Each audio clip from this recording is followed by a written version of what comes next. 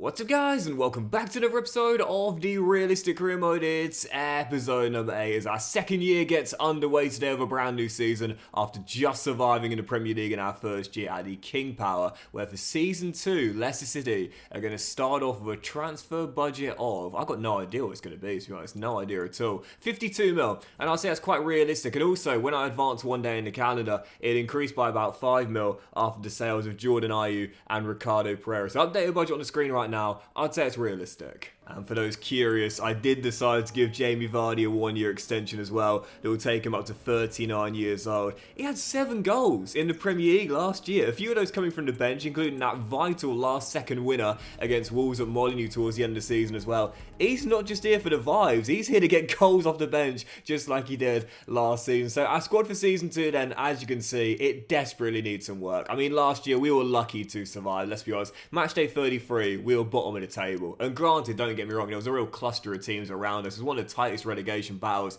I'd ever seen in all the career modes I've done, but this team's not that great, let's just be totally honest here. It's not a great team, it desperately needs some work. There's depth to it, but there's not much quality in depth. And yes, I'm a fan of some of the young talent here, like El Canoes and Fatawu, but it needs a lot of change this year. Yeah, this is definitely going to be the rebuild year for Leicester, I'd say. And is Vardy going to retire in the end?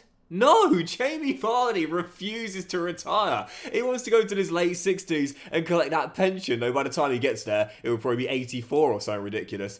That's Britain for you. But anyway, yeah, you look at the team here, lots and lots of players deals are coming at the end of the year, and I don't know just how many are going to get contracts. To be honest, I'm not sure any will. I've just given Vardy that 1-year extension. I like James Justin. I'll give James Justin a contract. He's become my vice-captain here. And I might possibly give one to Soumare as well, who, to be fair, I really like, the French defensive midfielder. But other than that, I think everyone else can go. I'm rebuilding this season. Yes, something tells me that by the time Jamie Vardy and I are about to retire, I don't think there'll be much of a state pension to claim, unfortunately. I think Vardy will out with the money he's earned in football. Not sure I can say the same about myself. But the objectives haven't changed from last season either. Once again, finish mid-table and reach the last 16. And by the way, for those curious on the academy, once again, I'll send my scouts out today as well. It's ridiculous already. I mean, there's 3 players here with superstar potential, all of which are going to have potential to be special, we assume. And yeah, and this is why I always say it. This is why I always say it. You can be as selective as you want when it comes down to youth scouting. You got a 5-star youth scout, you'll find wonder kids every single season in any country you go to. And as for new signings for this season, with just over £50 million to work with, well, I did say last season that I wasn't against bringing him back permanently after he spent the first half of the season on loan with us. That was Facundo Buonanotte. The reason I didn't do it in January is because at the time, we were probably going to be going down, but just about managed to survive. So with that being the case, I'm going to say to Facundo, you're not getting the game time at Brighton, but you definitely will do here. Let's bring the Argentine back on a permanent deal. I thought he looked really good under Steve Cooper this year in real life in the first half of the season, but after Van Nistelrooy came in, he just lost his confidence, lost his form, and in a lot of games lost his place in the starting 11. But in my team, he'll definitely get a lot of game time, because I'm a fan of this kid. I think he's got some serious promise. So coming back on a 5-year, 50 grand a week deal for £19.5 million permanently, welcome back to the King Power, Facundo Buonanotte. Yep, showing great potential, 78 rated. And we look at his stats here, I personally would say as an inside forward on the right, he's really good, but to me, he looks more like a 10. I think he's better right through the middle to be impacting the game directly through the CAM roles. That's probably where I'll play him as a backup for El Canoes, or maybe on occasion on that flanking for Mavididi. So just agreed 4 quick outgoings. We've got Harry Winks going to Southampton in the final year of his contract. Totally fine letting him go. Now he's 29 years old. Where does the time go? Harry Winks at 29 does not sound right to me.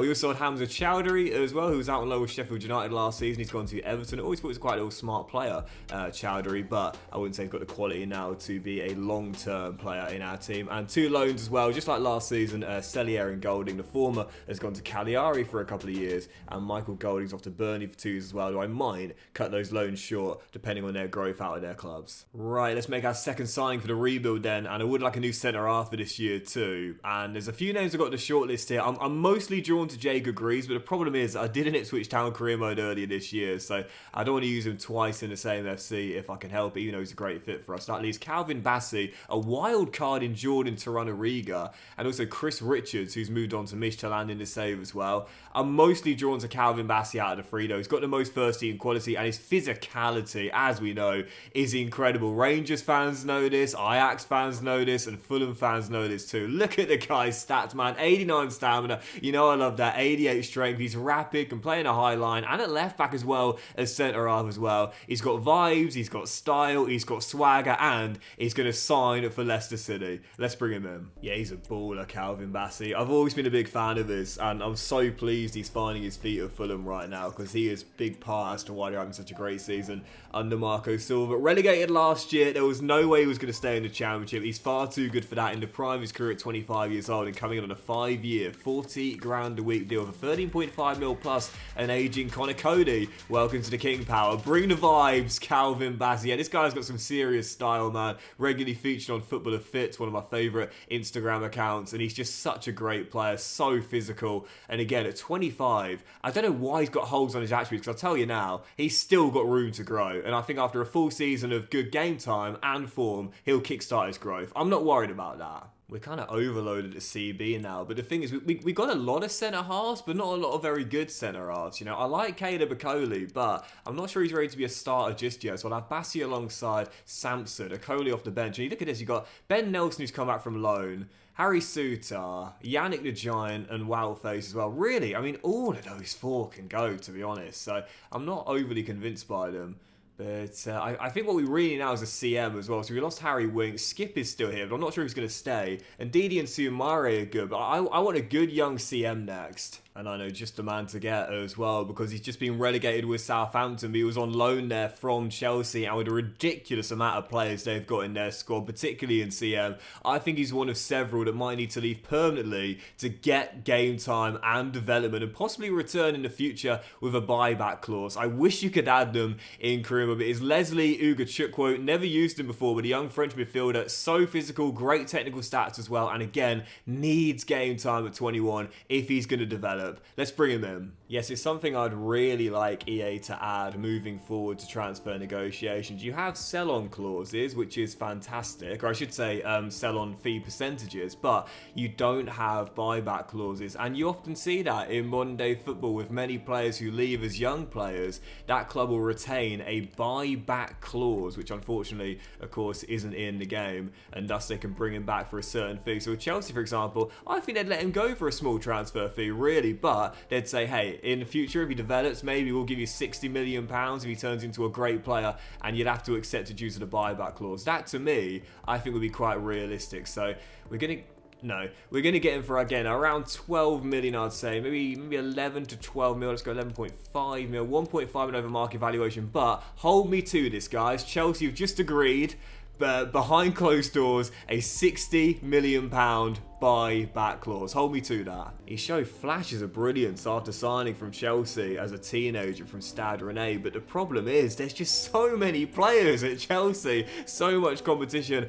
I think he's one of several that probably needs to leave, not just on loan but permanently, if he is to develop his game and become a world-class midfielder. So I'm happy to do it here with him at the King Power, coming on a 5-year, 40 grand a week deal, and hold me to that buyback clause. Don't forget it, £60 million if Maresca wants to bring him back. But for now, welcome to the King Power Stadium, Leslie Ugachukwu. Yeah, showing great potential, 6'3", physically really, really strong with good stamina too and great technicals as well. He'll slide in perfectly alongside Sumare in our DM position. Third new signing in, teams begin to take shape now. Even though we did just sign Calvin Bassey, I might sign Chris Richards as well, you know. Midtjylland right now, he's good enough to be back in the Premier League for sure. What I might try and do is swap our Danish giant centre-half Vestergaard back to Denmark, now at 32, in exchange for him. I'll give that a go. Obviously trying to make our side a bit younger. Vestergaard now 32 years old. He's been at Leicester for a few good years now.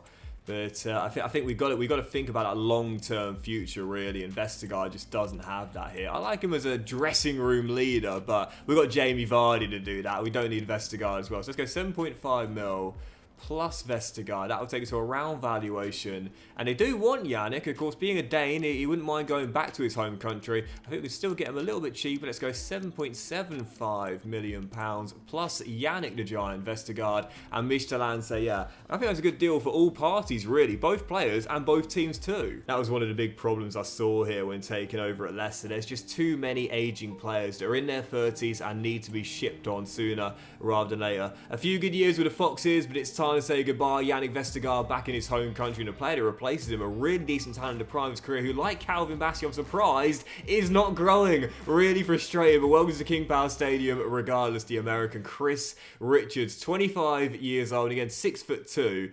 Why is he not developing though? Is that his potential? I thought it would have been higher, personally. Maybe I'm wrong, but even so, physicals aren't bad, relatively balanced, and decent defensive stats technically as well. Regardless, I'll take him. We're still really overloaded at CB though. We swapped out 2, yet there's still too many players here. One of Harry Souttar or Wout Faes is going to have to go now, or alternatively, I could always try and loan out Caleb Bacoli for more first team football, but I still might need to sell one of them anyway. I'm not too sure.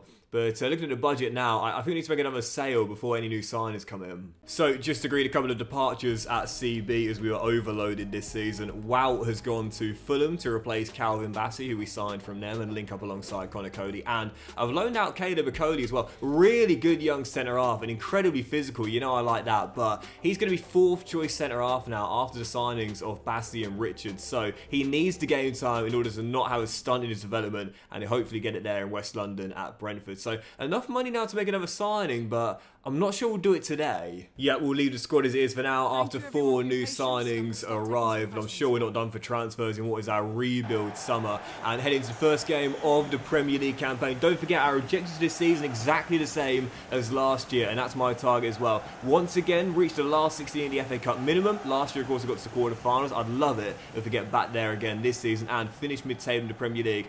Fair enough, last season, 16th place. Technically not mid-table, but this year I'm definitely targeting around 10th, 11th or 12th place, and I think we're good enough for that with our gradual but realistic progression. First game of the season, Manchester United at home. Let's start off with a win here. Come on, the Fancies. I'm quite surprised we haven't had a single bid yet for Durasimi, El Canus, or even Hermansen yet. Especially considering, well, especially Hermansen. Hermansen's a young goalkeeper who last year won the Golden Glove as El Canus. Does brilliantly well there. Oh, what a solo goal that would have been. And for a young keeper winning the Golden Glove at that age, granted it was 11 clean sheets, not an amazing amount, but even so, top of the charts last season, no bids? Quite a surprise. As we're still tied at 0-0, 8 minutes in.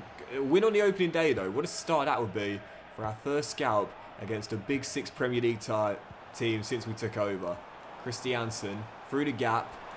And Leslie also denied. I do wonder this year who will be the breakout star in this Leicester team. Last year it was definitely Durasimi coming in from Poulsen, our top scorer, which is fitting for him getting our first goal of the season this year. But who's going to be this year? Ugo Chukwu, Guananote possibly returning, both starting, Bassey in the back line as well. Well, hopefully it'll be half as good as Durasimi was last year. It was his goals that kept us in the league, and it's his goal that's opened our scoring this year. Leicester in front, 24 in, no less than we deserve to. We were the league's lowest scorers last year, so you might be thinking, well, in that case, why haven't you gone for a new striker? I don't think we need to. Personally, it's, Tyler Dibbling just about beat Samantha at the near post there. I thought I played that perfectly, evidently not. But no, I think we'll score more goals this year. I do back that.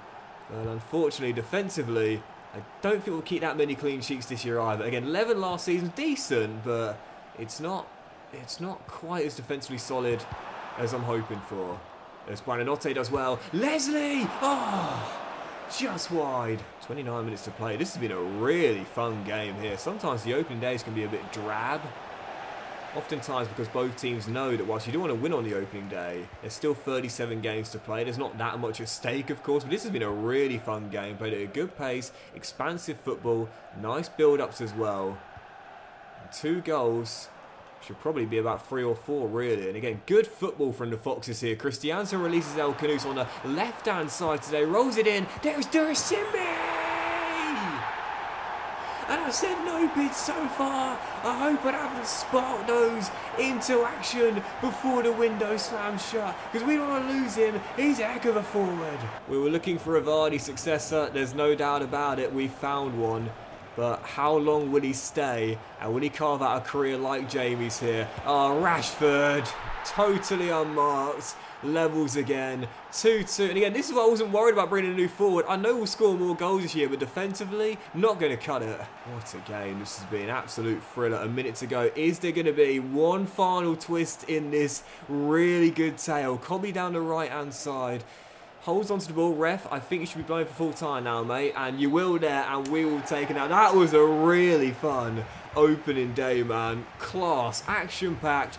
4-goal thriller and a point against Manchester United, which I'll certainly take. Not all 3 points, but a hell of a lot of positives. But that'll do it for today's episode and the season opener, guys. Big thank you for watching. Hope you've enjoyed. If you have, then please do drop a like. Much love to you all. Have a fantastic day. I'll return in the next one with the second part of the rebuild, the remainder of the transfer window, where we should still make at least 1, possibly 2 or 3 new signings as well. We'll send our youth scouts out, more games in the league, and the first round of our Carabao Cup Adventure 2. Have a great day, and I'll see you for the next episode very soon.